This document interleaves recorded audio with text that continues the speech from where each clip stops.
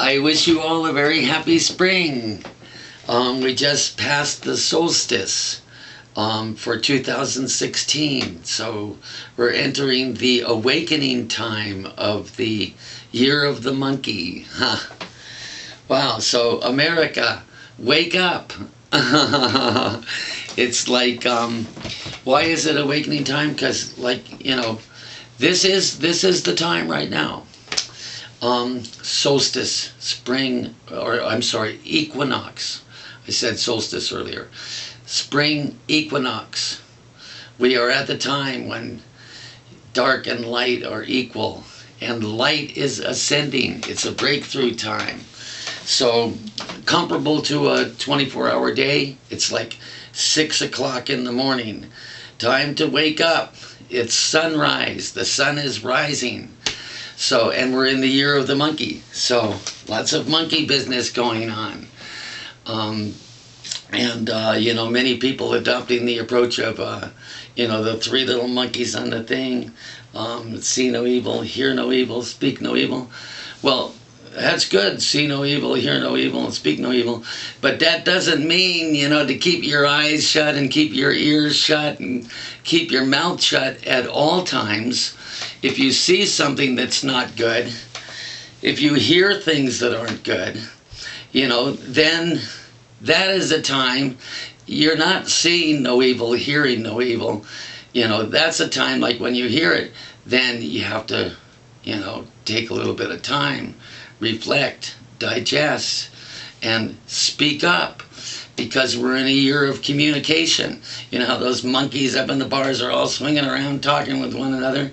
And so right now we have all the political candidates all swinging all around, the country and everything like that. Blah, blah, blah, blah, blah. And, if you see one bad monkey out there, who's, causing up a big stir or something like that, then all the other monkeys have got to go, hey, settle down, settle down. So, anyway, I've obviously been, engrossed in this political election, but it is time. It is time.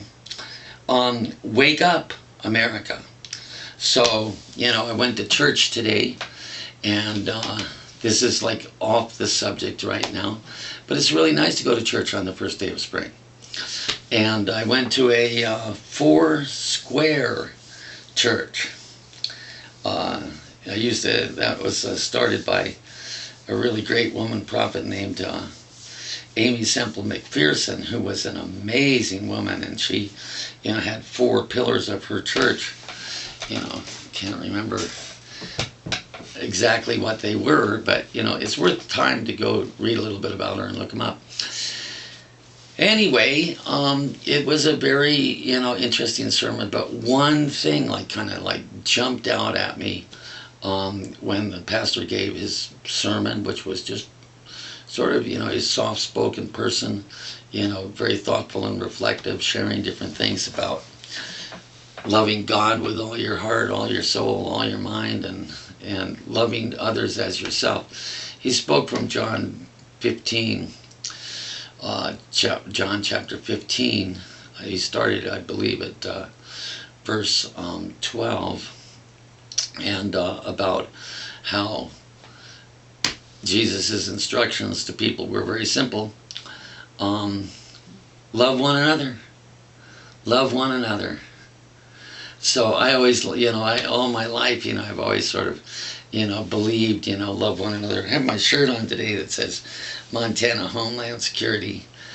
But back on topic here, love one another, that's like the prime thing, and, how will you know the followers of the way? Jesus said, how you will know my followers, but, and by their love for one another. Well, I kind of like to make it universal, the way. The way, not only Jesus is the way, but the Tao is the way. Buddha also showed the way. The way, people all over the world, there are followers of the way. How do you know who are the followers of the way? By their love for one another. So that was kind of the point. And it was a good point he made too. he said, the pastor today, he said that if you want to learn how to love one another, then you have to be vulnerable. You know, he said the process of loving one another is making yourself vulnerable to each other. I thought that that was a good point too. And then he also, just in passing, said that if you want to be dangerous, then resist temptation. I went up to him afterwards. I said, "Can you just shoot by me real quickly what you mean by that?" I said I could, take time, meditate, think about it and everything, but it sort of rang true. The world is full of temptations. And I'll let each one of you decide what is relevant in that regard to you. What things are unhealthy for you that you indulge in or become addicted to, and as a result, live a flip-flop life, going up, going down, everything like that. And so the pastor kind of sees it, like where there's, a good force, and then there's the enemy, that is destructive. And so resist temptation. And if you resist temptation, then you become a threat to the forces of evil. That was his thing there now. I haven't completely assimilated that into my own, way of thinking yet. I take it more like, if you want to be powerful, if you want to have strong medicine, then resist temptation. Because otherwise you indulge in behaviors that sap your strength. So, wake up, America, and resist the temptation towards the aspects of our national character that may not be becoming to us. Well, anyway, we got out of that church and we ran over to this other church that was getting out, because we like to go there and have coffee. That's the Word of Life Church. And got in there for the last part of their sermon, and it was really interesting because there was a dovetail, an overlap between the two. In the first church, they had a music ceremony thing about, I'm tired of building my kingdom and I want to build your kingdom. Christians all over the world pray, "Thy kingdom come," And so the same thing came up towards the end of this other pastor's sermon, where he said, do you want to build your kingdom or do you want to build God's kingdom? And once again, with all the monkeys swinging around, in this election campaign, I think, that's a thing, Obviously, I've been writing blogs on here, where I'm not, enamored of, some of the things,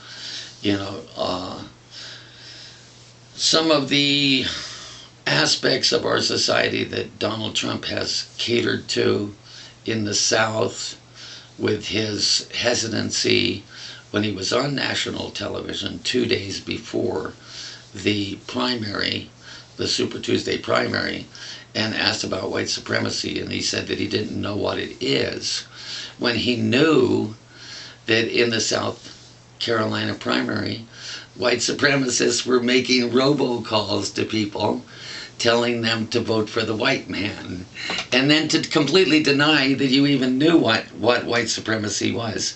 That seemed to me to be catering to people. After the primary was over, he clarified. I don't know whether he even clearly clarified that, but so he was catering to a certain aspect of the vote.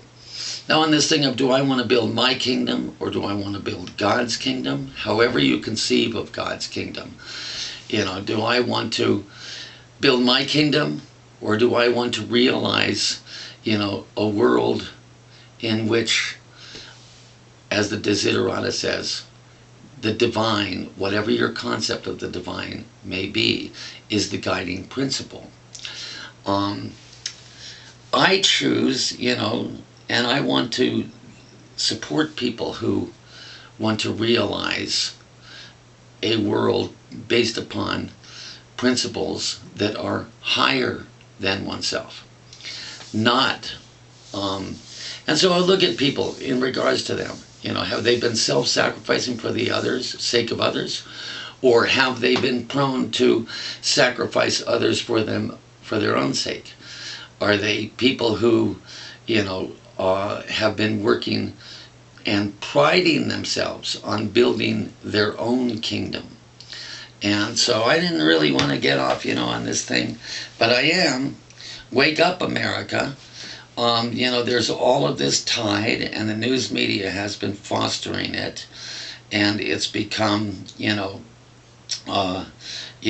of, talking as though, the nomination of Donald Trump, and possibly even his presidency are almost inevitable. This is a movement. This is all this thing, couching things in that narrative. This will be the last. I'm going to veer away from this political stuff, but you're looking at a person, Donald Trump, who has prided himself on building his own kingdom, and who is acting very much in a way like he thinks that he's going to be the king of America. And I'm sympathetic with that. When I was young, when I was like 13, 14, my father was a lawyer. My parents were divorced, but my dad was a lawyer, and I thought in terms of the law. And at a certain point, when I was 15, I was telling people that I wanted to be the President of the United States. And by the time that I was 17, I realized that President of the United States, I would not be able really to rectify all of the problems in the world. And so I started telling people then for a while that I, no longer wanted to be President of the United States. I wanted to be the king of the world. And unfortunately, I think there's a few characters out there who have that ambition. They want to be king of the world.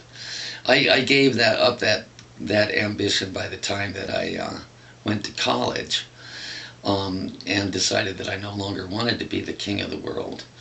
And now I don't want to be king of the world. I want to see God's kingdom. Our Father who art in heaven, hallowed be thy name.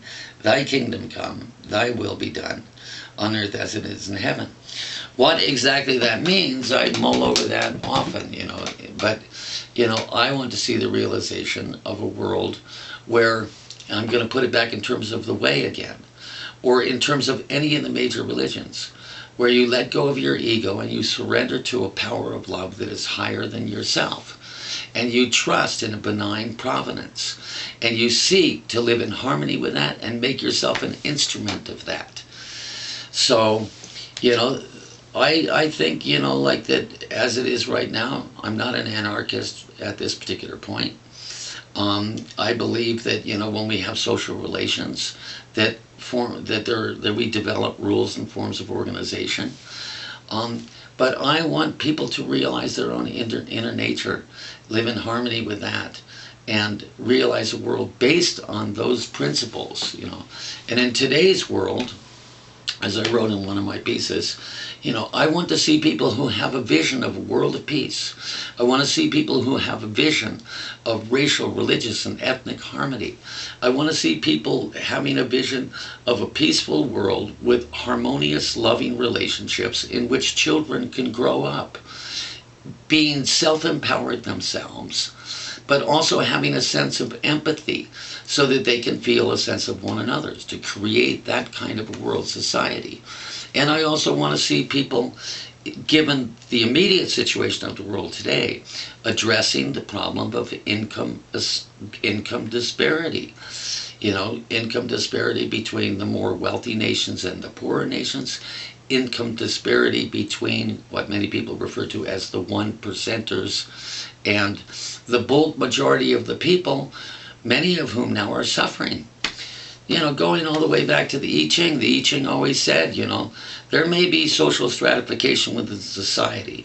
The people, though, are always the foundation. The wealth, the food, the labor, the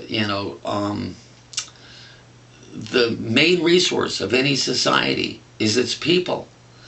And there's a one of the hexagrams where the people sacrifice some in order to be and social stratification develops in terms of developing in order as a society, as long as the people on top are serving the people in general, As long as the whole society prospers, then there is prosperity for all.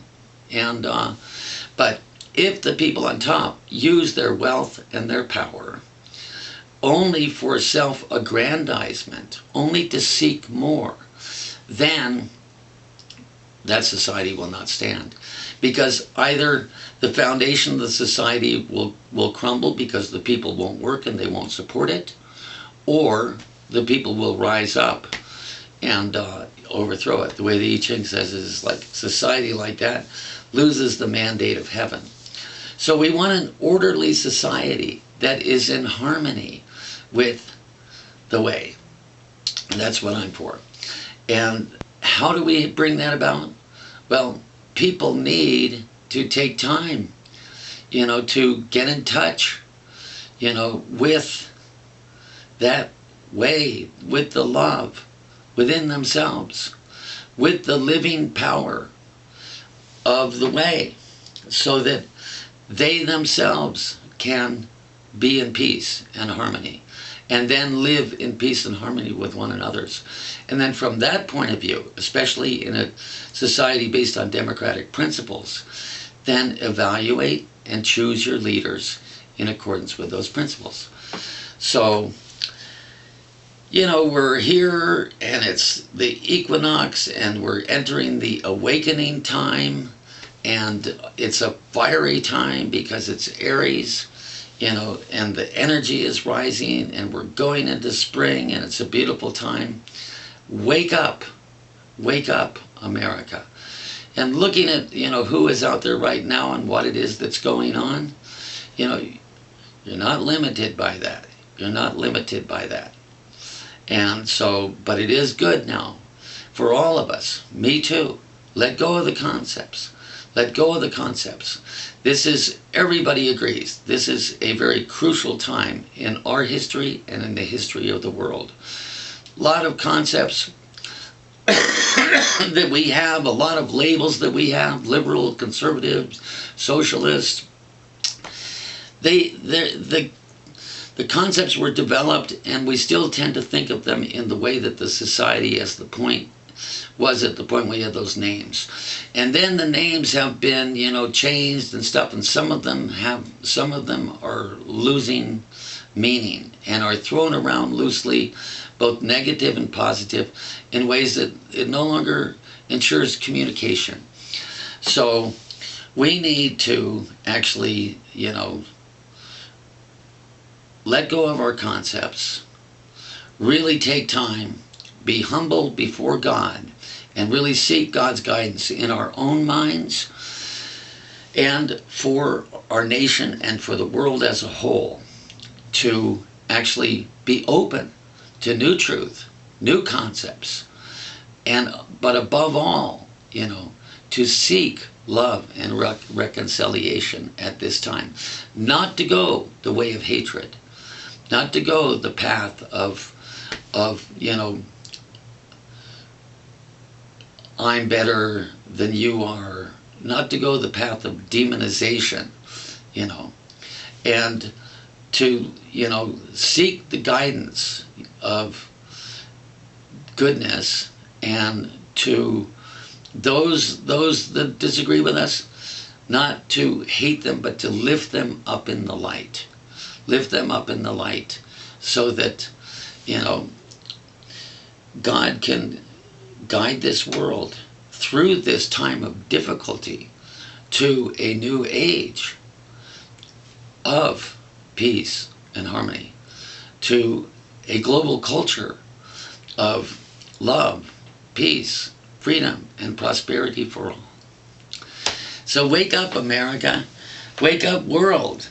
It's not doing any good, to promote all of this conflict and destruction.